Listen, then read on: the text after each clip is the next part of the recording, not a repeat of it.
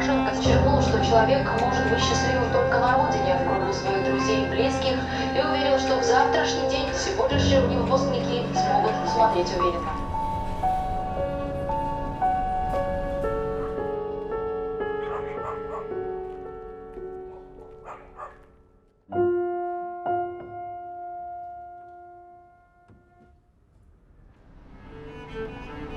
Алло. А ты как себя чувствуешь, бабуля? А не хочешь ко мне приехать?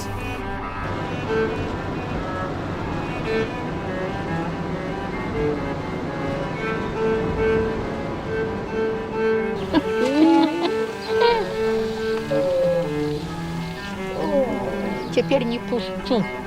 Нікуди буде ні. О. Что там? О.